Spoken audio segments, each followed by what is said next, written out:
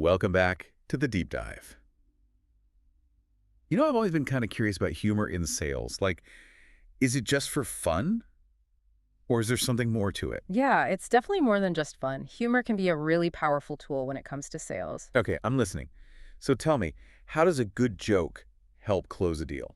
Well, you know how laughter makes you feel good? Yeah. It's those endorphins. They get released when you laugh. So Yeah. when you tell a joke and someone laughs, you're actually, creating this positive connection with them. Ah, okay. Almost like a shortcut to building trust and rapport. Oh, that's interesting. And those are both pretty important in sales, I guess, right? Definitely, essential in any sales interaction, really.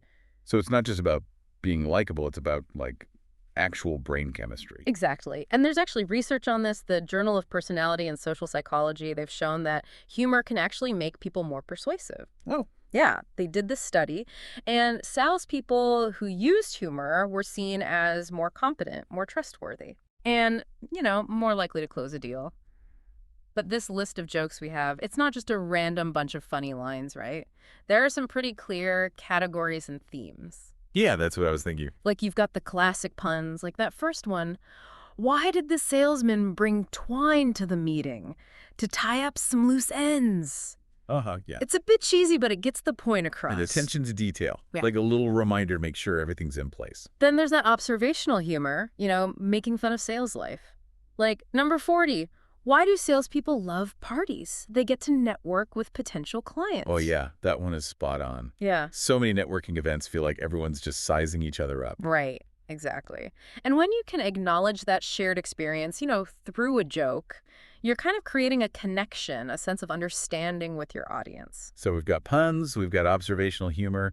What other types of sales jokes are in here? Well, let me think. There are a lot about overcoming objections. Oh. Dealing with rejection and just staying positive when things get tough. Makes sense. These jokes usually use a lot of self-deprecating humor. Ah, making light of the challenges. Exactly. They're basically saying, hey, we know it's tough out there, but let's not take ourselves too seriously. I like that. Yeah, and by being able to make fun of themselves, salespeople can, kind of disarm potential clients, Oh, interesting. make things a little more relaxed. So we're seeing themes of, like, resilience, attention to detail, building rapport. But is there ever a risk of too much humor? Could it backfire? Oh, absolutely. There's a fine line. You don't want to be unprofessional. You got to know your audience, read the room. Right. What one person finds hilarious, another might find, off-putting. Yeah, that's true. And you don't want to lose credibility. Yeah, you don't want to seem, like, flippant or unprepared. Exactly. So it's really a balancing act. You want to use humor to connect, but you don't want to, sacrifice professionalism. So how do you do it? How do you strike that balance? Got any tips? Well, one thing that can help is, think about your own ability and sense of humor. What makes you laugh? Okay. What kind of humor do you use when you're talking to friends or colleagues? Yeah, that's a good point. If you don't actually find the joke funny, it's probably going to sound kind of forced. Exactly. Authenticity, it's key. And once you know, your own style, then you can think about how it would work in a sales context. Would your clients like a pun? Yeah. Or maybe like a self-deprecating story, something like that. Well, speaking of stories, do you have any, like, personal experiences using humor in sales? Oh, let me think. Any big wins? Oh, Or any fails? I definitely have some fails. Early in my career, I was giving this presentation to a group of executives, very serious people. And I thought, okay, I'm going to break the ice, with a little joke Yeah. about their industry. It was supposed to be lighthearted. But let's just say it didn't go over very well. Oh, no. What happened? It just fell flat. It was a bit too, insidery. They didn't get it. And I could feel the whole mood in the room just, Sink. yeah. I spent the rest of the presentation trying to recover. Oh, that's rough. But a good lesson, right? Know your audience. Oh, absolutely. It taught me, when in doubt, play it safe. Yeah. Better to be cautious than to risk alienating someone. So timing is everything, huh? It really is. You got to read the room, feel out whether a joke is going to land or not. Sometimes I think the best humor is that, like, subtle kind. Right. A well-placed comment or a clever phrase. Just as effective as a full-blown joke. Absolutely. There's that one on the list I thought was really smart. What do you call a salesperson who can sell anything? A miracle worker. Haha, yeah. I like that one. It's funny, right? Because it plays on that image of the, like, super salesperson, the one Yeah. who can sell anything. Yeah. But it also acknowledges that, even the best salespeople, they face challenges, rejections. It's not always easy. Yeah. It's a good reminder that, the sales is a process. Not every conversation is going to end in a sale. Exactly. And that actually brings us to another type of sales joke, the ones that kind of poke fun at the ups and downs of the sales process. Oh, like this one. Why did the salesperson become a chef? Because he was great at making sales. Uh-huh. Yeah. Bit of a silly one. But it also acknowledges the creativity, right? Yes. And the resilience it takes to be in sales. You have to think on your feet, Yeah.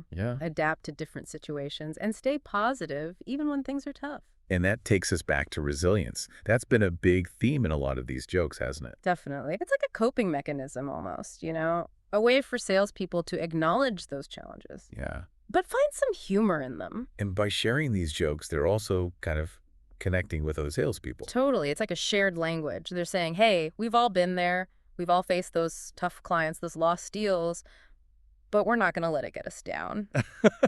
I love that. Yeah, it's about laughing it off and moving forward. That's a great message for anyone, really, not just salespeople. Anyone who faces challenges in their work. Absolutely. Humor can be such a powerful tool for, building resilience, staying positive, no matter what. Okay, so we've talked about different categories of jokes, from puns to self-deprecating humor to jokes about the sales process itself. But how can our listeners use these insights, like in their own work? I'd say start by paying attention to the humor that works for you and your clients. Mm. What makes you laugh? What Yeah. makes them laugh? Once you have a better understanding of that, your style, their preferences, then you can start to, experiment a little. So it's finding that sweet spot Yeah. where your humor and your client's humor overlap. Exactly. And don't be afraid to experiment. Try a funny story in your next presentation. Yeah? Or a pun in an email. See what works. What gets a good reaction. Yeah, what lands, what doesn't. Exactly. Over time, you'll get a feel for it. Makes sense. It's trial and error, just like anything else in sales. Yeah, like any skill, right? The more you do it, the better you get at it. Exactly like building a muscle. But before we wrap this up, this whole deep dive into sales jokes, I wanted to circle back to something you said earlier about authenticity. Oh, yeah, that's so important. Because even if a joke, technically works for the situation, for the audience, if it's not genuine, it just doesn't land, right? Yeah, you can totally tell when someone's forcing it. It just tills the vibe. It does. So how do you find that sweet spot between being funny and being yourself? Is it about picking jokes that match your own style of humor? Yeah, I think that's a good place to start. Think about what makes you laugh. Are you into wordplay? Observational humor? Self-deprecating stuff? Once you know your own style, you can look for jokes that fit, that feel authentic. And I guess it's about being observant too, right? Noticing what makes your clients laugh, what makes them smile. Exactly. Pay attention to how they react. Do they like it when you use a metaphor? Do they laugh at your self-deprecating jokes? Those are, hints. They can help you figure out what kind of humor will work for them. It's almost like creating a custom comedy routine for each client. Yeah, in a way it is. And that's what makes using humor in sales so powerful. It's not a one-size-fits-all thing. It's about connecting with people, on a personal level. Yeah. And humor, it can be a bridge. It helps you build those connections. Okay, so as we wrap up, what's the one big takeaway you want our listeners to remember about humor in sales? I'd say remember that humor is a tool, but it's not like a magic solution. Right. It can help, but it can't replace, the basics of sales, building relationships, understanding your clients, providing value. It's like you can't just put a funny sticker on a bad product and expect it to sell itself. Exactly. But when you use humor well, when it's genuine, it can make selling more enjoyable for you and for your clients. Wow. You can build rapport, break down barriers, create those memorable interactions, the ones that turn into relationships. And you might even get some laughs along the way. Exactly. So if you're looking to spice up your sales a little bit, don't be afraid to try humor. Start with that list of jokes we talked about, find what makes you laugh, and then work it into your conversations. And practice makes perfect. The more you do it, the easier it gets. Yeah, you'll get more comfortable, more confident. So go out there, make them laugh, close those deals. Love it. And on that note, I'll leave you with one last joke from the list. Why don't salespeople play hide and seek? Because good luck hiding from a sales call. It's a good one. Thanks for joining us on this deep dive, exploring the world of sales jokes. Hopefully got some good insights, maybe even some new material for your next meeting. Exactly. Until next time, keep laughing, keep learning, and keep those sales numbers up.